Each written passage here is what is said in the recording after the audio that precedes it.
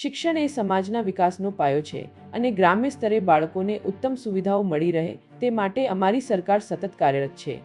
શિક્ષણ એ સમાજના વિકાસનો પાયો છે અને ગ્રામ્ય સ્તરે બાળકોને ઉત્તમ સુવિધાઓ મળી રહે તે માટે અમારી સરકાર સતત કાર્યરત છે.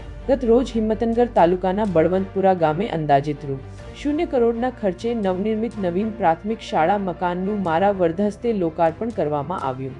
અદ્યતન સુવિધાથી ગામના બાળકોને ભણવા માટે ઉત્સાહવર્ધક અને શ્રેષ્ઠ વાતાવરણ મળી રહેશે.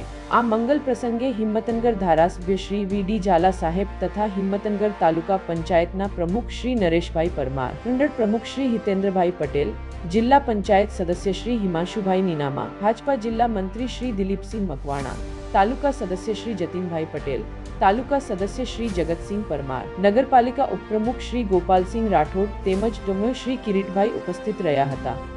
સાથે જ ગામના સરપંચ શ્રી કાંતિભાઈ પટેલ, વેર અધ્યક્ષ અને સાબરકાંઠા ક્ષત્રિય સમાજના પ્રમુખ શ્રી રણજીતસિંહ રાઠોડ, રંગુસિંહ, ડેપ્યુટી સરપંચ શ્રી, ગામના સૌ અગ્રણીઓ, વેર કમિટીના સભ્યશ્રીઓ, ઉત્સાહી શિક્ષક મિત્રો અને વહાલા બાળકોની ગરિમામય હાજરીમાં આ સુંદર કાર્યક્રમ સંપન્ન થયો. બળવંતપુરા ગામના ઉજ્જવળ ભવિષ્ય સમાન તમામ બાળકોને નવીન શાળા ભવન બદલ ખૂબ ખૂબ શુભેચ્છાઓ. કલ્પેશકુમાર નારાયણભાઈ પંચાલ, નીટ 24 ન્યૂઝ, હિંમતનગર. પૂરા સમાચાર જોવા માટે નીટ 24 ન્યૂઝને સબસ્ક્રાઇબ કરો.